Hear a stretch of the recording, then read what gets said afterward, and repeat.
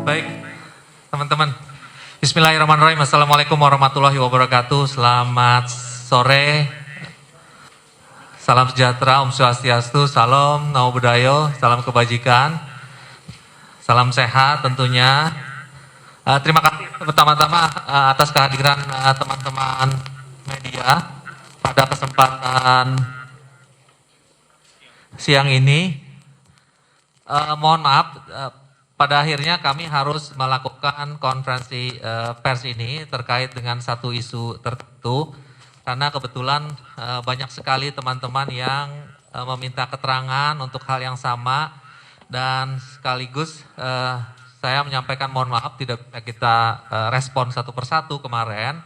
Karena begitu masifnya informasi yang ditanya oleh teman-teman, satu dua bisa disampaikan oleh kami dan selebihnya sebagian besar tidak bisa kami layani. Dengan segala hormat, dengan segala kerendahan hati kami menyampaikan permintaan maaf kepada teman-teman media.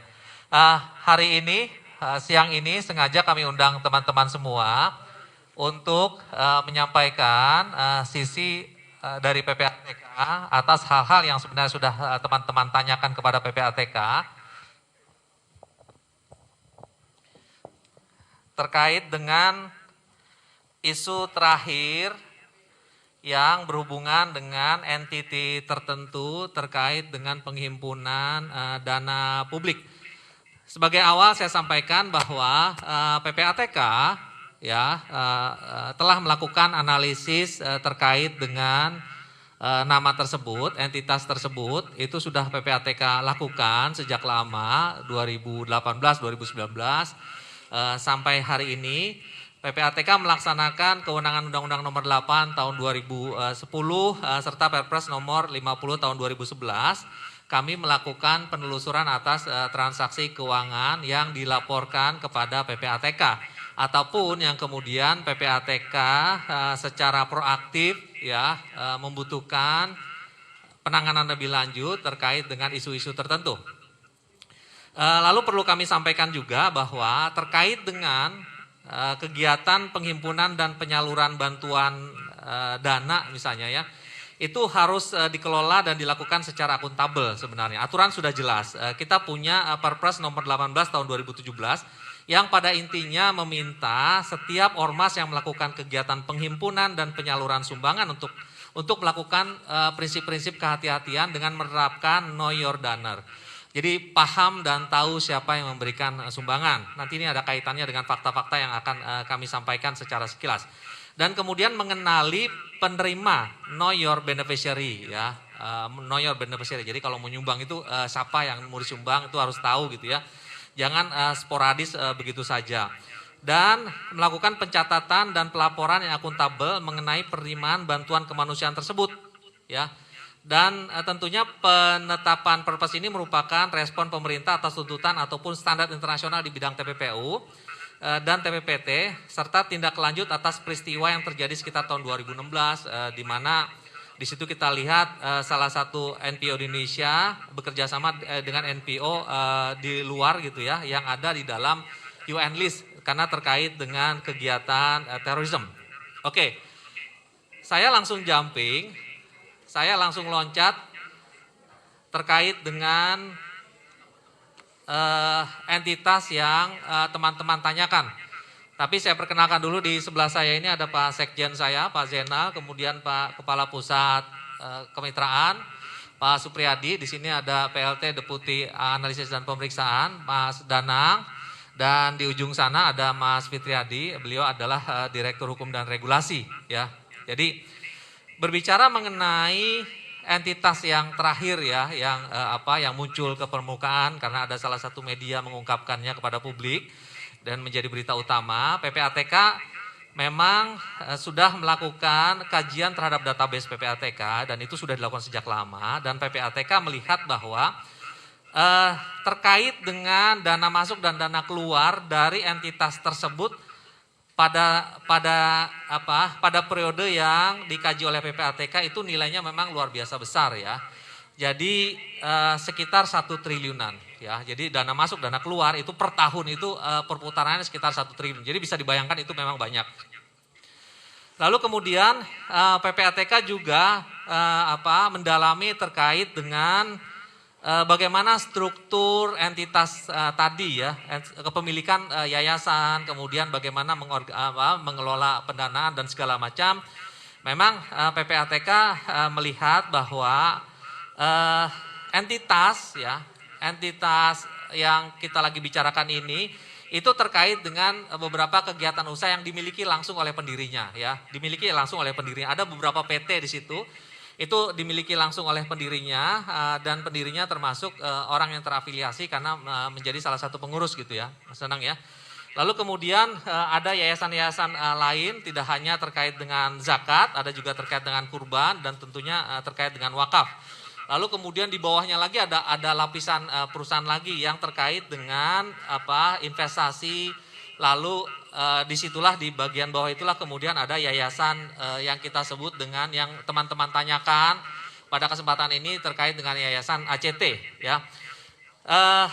Ada transaksi memang yang kita lihat itu dilakukan secara masif tapi terkait dengan entitas yang dimiliki oleh si pengurus tadi ya. Jadi kita menduga ini merupakan transaksi yang dikelola dari bisnis to bisnis, jadi tidak murni penerima menghimpun dana kemudian disalurkan, tapi kemudian dikelola dulu di dalam bisnis tertentu dan di situ tentunya ada revenue, ada keuntungan. Nah ini PPATK terus melakukan penelitian. Sebagai contoh misalnya ada satu entitas perusahaan yang dalam waktu 2 tahun itu melakukan transaksi dengan entitas yayasan tadi ACT itu lebih dari 30 miliar dan ternyata pemilik dari perusahaan tadi terafiliasi dengan pengurus dari entitas yayasan tadi. Nah, terkait dengan pemberitaan yang muncul saat ini perkembangan terbaru teman-teman ya. Karena kami kemudian memerlukan pendalaman lebih lanjut dan lebih serius terkait dengan data-data yang kemudian masuk dari pihak penyedia jasa keuangan. Jadi pasca pemberitaan tadi data semakin banyak masuk dilaporkan oleh penyedia jasa keuangan karena kewajiban pelaporan pasal 23 Undang-Undang 8 2010. Per hari ini PPATK menghentikan sementara transaksi atas 60 CIF, atas 60 rekening. Atas nama entitas yayasan tadi di 33 penyedia jasa keuangan. Jadi ada di 33 penyedia jasa keuangan sudah kami hentikan ya. Lalu kemudian sebagai informasi kepada teman-teman bahwa ini kita tidak dalam kapasitas untuk mendiskusikan terkait dengan partisipasi publik untuk berbagi gitu ya. Kita mengencourage publik untuk terus berbagi, menyalurkan bantuan kepada saudara-saudara kita yang membutuhkan. Hanya pesannya adalah memang ada resiko apabila publik tidak paham kalau entitas tadi adalah merupakan entitas yang kredibel atau tidak, atau publik tidak paham pengurus-pengurusnya, atau publik tidak paham kemana dana tersebut kemudian dikelola oleh para pengurusnya gitu ya. Ini tidak hanya fokus terhadap yayasan tertentu. Ini adalah pesan secara khusus kepada masyarakat umum di luar dan bisa terjadi kepada semua kita ya, bisa terjadi kepada semua kita yang dilakukan oleh entitas yayasan manapun juga, sehingga memang harus ada kehati-hatian bagi publik tanpa bermaksud melarang ataupun tanpa bermaksud membatasi sumbangan-sumbangan dari publik. Karena memang itulah yang harus kita lakukan ya, berbagi, saling empati dan segala macam. Nah, berdasarkan laporan yang periode laporan 2014 sampai 2022 saja terkait dengan entitas yang kita diskusikan ini, PPATK melihat ada sekitar 10 negara yang paling besar ya terkait incoming, nerima maupun keluar ya. Ini banyak sekali pertanyaan dari teman-teman media. Ini banyak sekali pertanyaan dari teman-teman media terkait dengan entitas asing.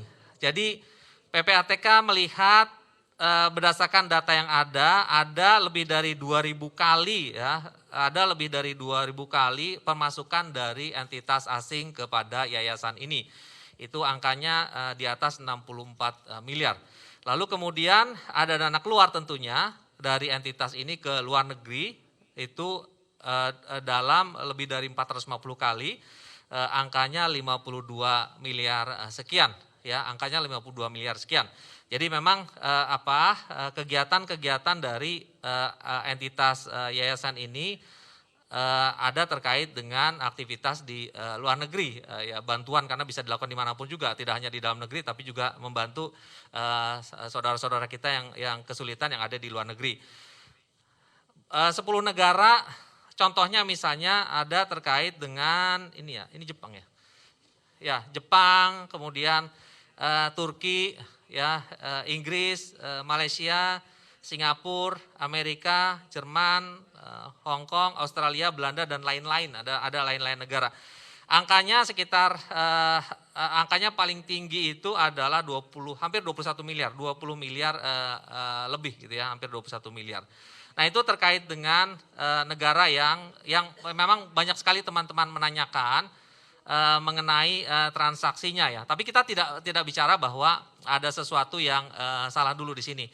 Lalu kemudian kita melihat jika transaksi yang dilakukan oleh yayasan ini senilai kepada pihak-pihak tertentu, ya dipotong nilainya paling rendah itu adalah 700 juta ke atas, itu kita melihat ada sekitar 16 entitas di luar negeri, ya, individu maupun lembaga asing yang menerima dana dan teraliri ya atau pihak terafiliasi.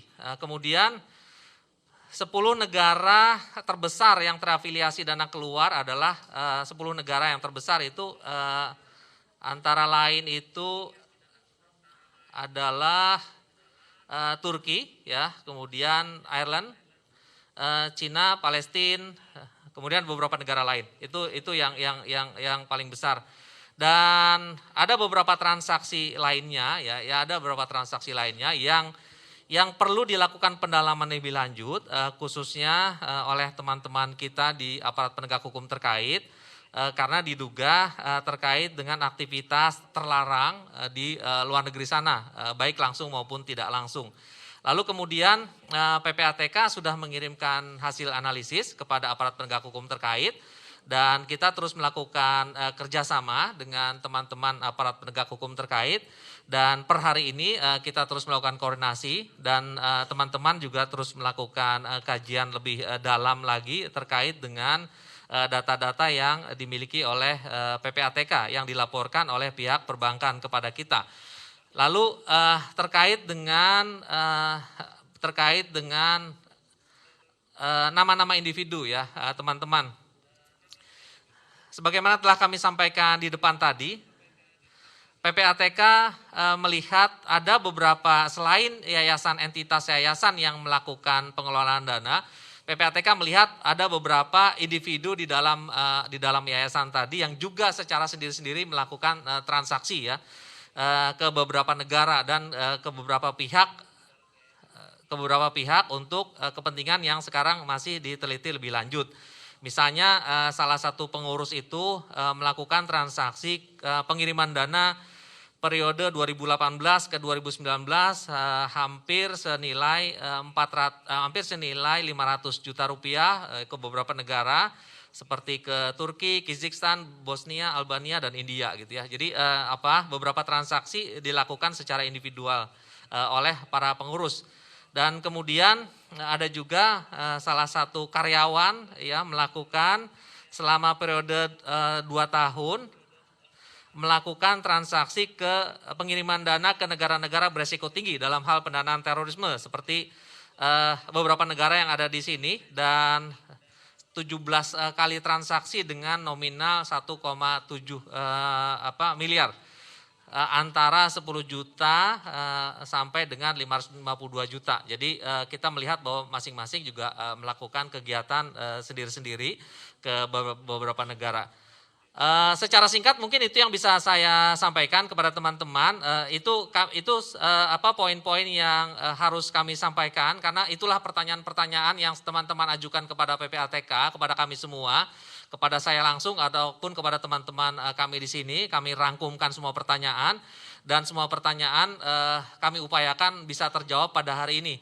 Intinya teman-teman, PPATK sekaligus mengingatkan kepada diri kami sendiri ya, termasuk kepada kita semua bahwa dalam rangka melakukan sumbangan, memberikan bantuan ataupun memberikan charity gitu ya kepada pihak-pihak tertentu, kita perlu aware terkait dengan pengelolaan dananya, yang pengelolaan dana kita tadi, apakah benar itu ditujukan bagi memberikan bantuan kemaslahatan umat atau kemudian dipergunakan untuk kepentingan-kepentingan lain. Resiko tetap ada, tapi sekali lagi mohon ini tidak ditanggapi sebagai upaya untuk membatasi bagaimana sumbangan itu disalurkan, bagaimana kebaikan itu harus diberikan kepada saudara-saudara kita yang membutuhkan. Dan PPATK terima kasih teman-teman sangat luar biasa menanyakan kepada PPATK, sekaligus PPATK meminta maaf karena tidak bisa menjawab satu persatu pertanyaan dari teman-teman. Hasil analisis, informasi semuanya sudah kita sampaikan kepada penegak hukum terkait. Kemudian PPATK harus menghargai langkah yang sudah dilakukan oleh teman-teman penegak hukum, dan kami siap untuk terus membantu. Dan kemudian yang paling utama adalah kami mencoba untuk secara proporsional menangani kasus ini dari sisi PPATK, dan kami berupaya untuk melindungi kepentingan publik. Dan insya Allah apa yang kita lakukan ini nanti akan terus berkembang, akan terus kami informasikan kepada teman-teman dalam kapasitas kami. Tapi sekali lagi, per hari ini ada beberapa penghentian transaksi yang sudah kita lakukan untuk pendalaman lebih lanjut berdasarkan kewenangan yang kami miliki di Undang-Undang Nomor 8 Tahun 2010, khususnya Pasal 44. Demikian yang bisa saya sampaikan. Berikutnya mungkin ini tanya jawab ya? Atau tidak ada tanya jawab? Tanya jawab. Iya. Iya, silakan.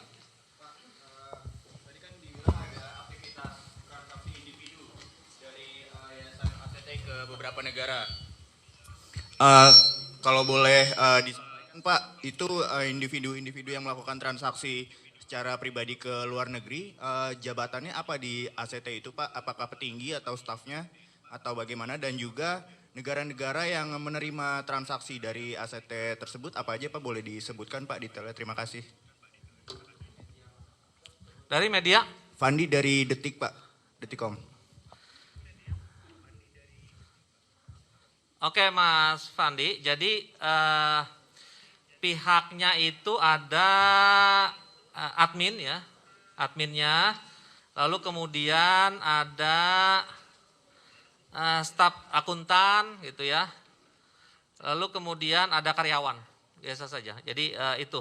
Negara-negara tadi sudah saya sampaikan di awal, itu ada seperti Turki, Kyrgyzstan, Bosnia, Albania, dan India gitu ya. Salah satunya itu, salah satu pihaknya mengirimkan ke wilayah sana.